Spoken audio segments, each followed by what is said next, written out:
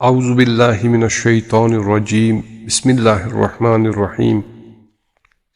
رسول اکرم صلی اللہ علیہ وآلہ وسلم کا فرمان ہے، بدبخت ہے وہ جو اس عظیم مہینہ میں اللہ کی بخشش سے محروم رہ جائے۔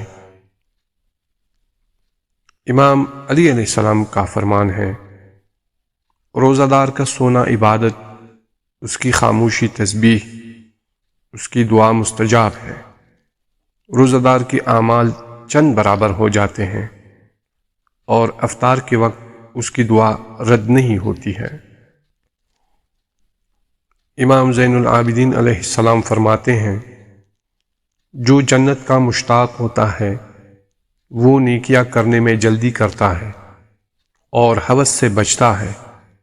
جو جہنم کی آگ سے ڈرتا ہے وہ اللہ سے توبہ کرنے میں جلدی کرتا ہے اور حرام کاموں سے دور رہتا ہے۔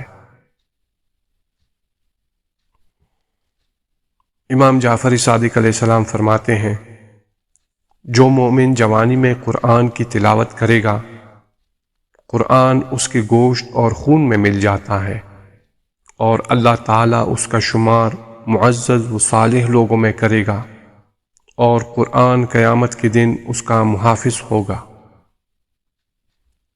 امام زین العابدین علیہ السلام فرماتے ہیں، جو رات کو شکم سیر سوئے اور اس کے آس پاس ایک مومن بھوکا ہو تو اللہ فرماتا ہے، اے میرے فرشتوں، گواہ رہنا کہ میں نے اس بندے کو حکم دیا اور اس نے میری نافرمانی کی اور میری غیر کی اطاعت کی، میں نے اسے اس کے حال پر چھوڑ دیا ہے۔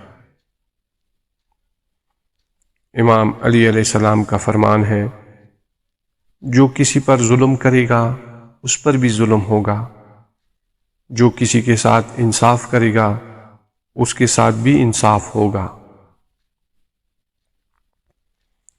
امام علی رضا علیہ السلام کا فرمان ہے، جو شخص اپنے گناہوں کو مٹانے کے لیے کچھ نہیں کر سکتا، اسے چاہیے کہ محمد صلی اللہ علیہ وآلہ وسلم اور ان کی آل پر درود بھیجے، جو ان گناہوں کو اچھی طرح مٹا دے گا۔